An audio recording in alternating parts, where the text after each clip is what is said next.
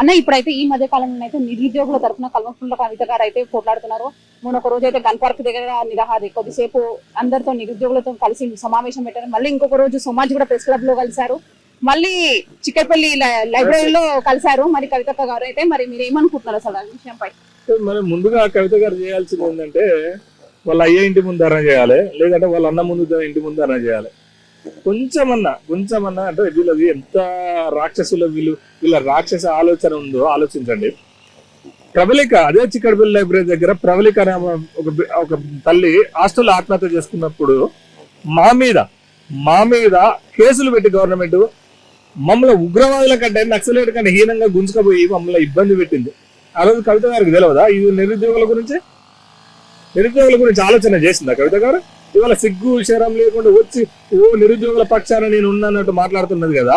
మరి ఆ రోజు ఏమైనది? అదే విధంగా బోడ సునీల్ నాయక్ అని చెప్పేసి వీళ్ళ అయ్య వల్ల కేసీఆర్ గారి వల్లనే నేను ఆత్మహత్య చేసుకుంటాను ఒక వీడియో చేసిండు బోడ సునీల్ నాయక్ అనే వ్యక్తి. మరి అయ్యాల కవిత గారి కళ్ళు కనపడలేదా? ఇట్లా రాష్ట్రంలో ఎంతో మంది నిరుద్యోగులు ఆత్మహత్యలు చేసుకున్న వారికి కవిత కళ్ళు నెత్తికెక్కినాయా? ఇలా అధికారం పోయింది కాబట్టి మళ్ళా నిరుద్యోగుల గురించి ఏం ముఖం పెట్టుకుని వస్తున్నావు మన నిరుద్యోగుల పక్షానికి? నిరుద్యోగుల దగ్గర రావాలంటే ముందుగా ప్రబలిక కుటుంబ సభ్యులు కాళ్ళు కడుక్కొని నెత్తిన జల్లుకొని రా, లేకపోతే బోడ సునీల్ నాయక్ ఆ యొక్క కుటుంబ సభ్యుల కాళ్ళు కడుక్కొని నెత్తిన జల్లి వాళ్ళకి ఆర్థిక సాయం చేసినాక రావాలి. మీ కుటుంబం వల్లే కదా ఇంతమంది చచ్చిపోయింది. ఎంతో మంది నిరుద్యోగులు ఆత్మహత్యలు చేసుకుర్రు. దాదాపుగా 100 మంది నిరుద్యోగుల ఆత్మహత్యలు మీ కుటుంబం వల్లనే కదా. వాళ్ళందరి కుటుంబాలు పరామర్శించి మా నాయన తప్పు చేశాడు, దానికి నేను క్షమాపణ చెప్తున్నాను చెప్పేసి నువ్వు వెళ్ళొచ్చు, అర్థమైందా? కానీ ఈ ముఖం ఇక ఇజ్జతిమానం లేకుండా వస్తే ఎవడేం చేయలేడు. కొన్ని విలువలు కొంచెం ఇజ్జతిమానం మెయింటైన్ చేయాలి రాజకీయ నేతలు అన్నాక. నేను కవిత గారిని అడుగుతున్నాను, ఇవాళ నువ్వు వచ్చి ఏదో పెద్ద కట్టలు కట్టి ఏదో చేస్తాననుకుంటున్నావమ్మా, ఏం చేస్తావమ్మా? నువ్వు నీ పరిస్థితి బాగోలేదని నువ్వు రేవంత్ రెడ్డి ఏజెంట్ అని, నువ్వు రేవంత్ రెడ్డి సపోర్టర్ అని నీ కుటుంబమే ఐడెంటిఫై చేసి, మేమనలేదమ్మా, నీ పార్టీ బీఆర్ఎస్ నేతలే నీ కుటుంబం ఐడెంటిఫై చేసి నిన్ను పార్టీలంగా పంపించింది. ఇప్పుడు నువ్వు రేవంత్ రెడ్డికి న్యాయం చేయడం కోసం, రేవంత్ రెడ్డిని కాపాడడం కోసం ధర్నాలు చేస్తున్నావా? నిరుద్యోగుల దగ్గరికి వస్తున్నావా? ఏం ముఖం పెట్టుకొని వస్తున్నావు? ఇవాళ 10 ఏళ్ళు పేపర్ లీకేజ్ అయినాడు ఏడొచ్చినావు నువ్వు, పేపర్ లీకేజ్ అయినాడు ఏడొచ్చినావు నువ్వు. ఇవాళ ఏ ముఖం పెట్టుకొని వస్తున్నావు నిరుద్యోగుల పక్షాన? ఏం ముఖం అయాల లేదా? నువ్వు అయాల కూడా నువ్వు కేసీఆర్ కూతురువే కదా, అయాల కూడా నువ్వు ఎమ్మెల్సీగా ఉన్నావు, అయాల కూడా ఎంపీగా ఉన్నావు కదా. మరి పేపర్ లీక్ అయిన రోజు నిరుద్యోగులు మొత్తం శోభించి నిరుద్యోగుల తల్లిదండ్రులు, నిరుద్యోగులు ఈ పేపర్ల అంగడిలో సరుకులాగా దొరికిన రోజు ఎంతమంది నిరుద్యోగుల ఆత్మహత్యలు, ఎంతమంది నిరుద్యోగుల కళ్ళల్లో నెత్తురుగా పడ్డ రోజు మరి కవిత గారు కరపలేదా? చెప్పండి మీరు. ఇవాళ ఏ ముఖం పెట్టుకొని వస్తున్నావు కవిత గారు?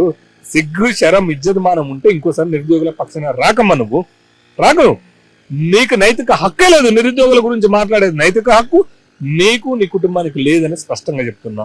ఎందుకంటే ఆ పడిన బాధ ఆ కుటుంబ సభ్యులకు తెలుసు. చివరికి నీ అన్న ఏం చెప్పిండు తెలుసా? ఒక అమ్మాయి చనిపోతే మీ కుటుంబం వల్ల ఉద్యోగ నోటిఫికేషన్ లేకపోతే ఆ అమ్మాయి నోటిఫికేషన్ కోసం చనిపోతే లవ్ అఫేర్ అని పెట్టిన ద్రోహి దుర్మార్గుడు మీ అన్న. మరి నీ మీద ఉన్న ప్రేమ వాళ్ళ కుటుంబ సభ్యులకు కూడా వాళ్ళ బిడ్డ మీద ప్రేమ ఉంటది కదా. మరి నువ్వు ఇలా ఏం ముఖం పెట్టుకుని వస్తున్నావు? మరి ఆ కుటుంబాలను ఎందుకు పరామర్శించట్లేవు? మొదటగా వాళ్ళ కాళ్ళని, మళ్ళీ చెప్తున్నా, వాళ్ళ కాళ్ళని కడిగి ఆ పసుపు నీళ్లు నెత్తిన చల్లుకుని రావాలి. ఆ కుటుంబాల దగ్గర ముక్కు వీళ్ళ కలవకుండా వాళ్ళంతా కూడా ఆ ముక్కుని ఆ కుటుంబం దగ్గర రాసి మేము తప్పు చేసినామని చెప్పేసి వాళ్ళ కాళ్ళు ముక్కి రావాలి. అప్పుడు నిరుద్యోగులు ఆలోచిస్తున్నాం. నీ పెయిడ్ ఆర్టిస్ట్ ని తీసుకొచ్చుకొని నీ పెయిడ్ వాళ్ళని పెట్టుకొని మీ మీద నిరుద్యోగుల పక్షాన కొట్లాడుతుంటే ఎవరు నంబర్? ఇంకా 10 ఏళ్ళు పడుతుంది. మీరు నమ్మాలంటే ఇంకా 10 ఏళ్ళు పడుతుంది అనేది నేను చెప్తున్నా.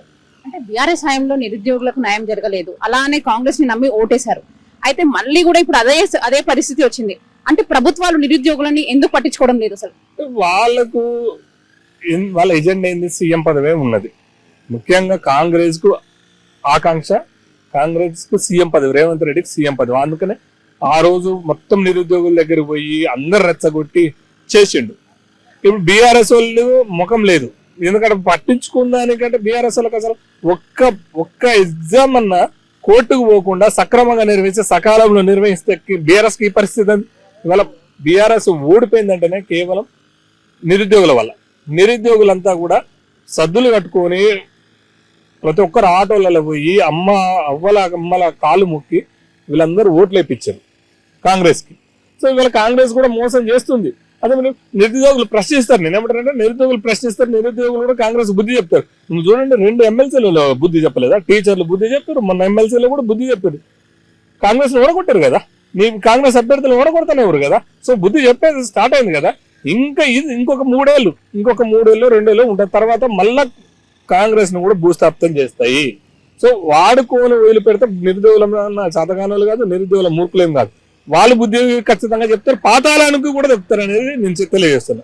అంటే నిరుద్యోగుల తరఫున ఈ ఓయూ నుంచి ఒక స్టూడెంట్ అస్మా అనే ఆమె ఇప్పుడు జూబ్లీ హిల్స్ బై ఎలక్షన్స్ లో పార్టిసిపేట్ చేస్తుందన్న, మరి ఆమె గురించి ఏందనుకుంటున్నారు? ఇప్పుడు గెలిచే అవకాశం అంటే మంచి పరిణామం. ఆస్మా లాంటి ఒక నిరుద్యోగులు బయటకు రావాలి, ఇంకా చాలా మంది నిరుద్యోగులు బయటకు రావాలి, కాంగ్రెస్ ని గుణపాఠం చెప్పాలి. చాలా మంచి శుభ పరిణామం. ఆస్మా గారికి మరి జనాలు ఎట్లా ఆశీర్వదిస్తారో చూడాల్సినటువంటి అవసరం ఉంటుంది.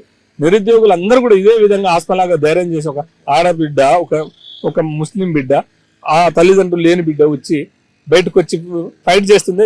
ఆ ఫైట్ కి యాక్సెప్ట్ చేస్తున్నా. సో గెలుస్తాం ఓడతాం అనేది కాదు, ఆమె ఎజెండా, ఆమె ఆకాంక్ష ఏంటంటే ఈ నిరుద్యోగుల బాధలు, ఆకలి మంటలు, నిరుద్యోగులు పడుతున్నటువంటి కష్టాలు బయటికి సమాజానికి తెలవాలి, కాంగ్రెస్ కు బుద్ధి చెప్పాలని చెప్పేసి ఆస్మా గారు బయటకు రావడం అనేది మంచి పరిణామం, స్వాగతిస్తున్నాం. అలాంటి వాళ్ళు ఇంకా బయటకు రావాల్సినటువంటి అవసరం ఉంది. నిరుద్యోగులు ఆమె పక్షాన నిలవాల్సినటువంటి అవసరం ఉంటుంది. నిరుద్యోగులు కాంగ్రెస్ కి బుద్ధి చెప్పి రేపు మళ్ళీసారి కాంగ్రెస్ వాళ్ళు నిరుద్యోగులు మోసం చేస్తే ఏ విధంగా ఉంటది అనేది ఈ జూబ్లీస్ ఎలక్షన్ లో ఓడగొట్టి వాళ్ళకి బుద్ధి చెప్పాల్సినటువంటి అవసరం అయితే ఉంటుంది. Thank you.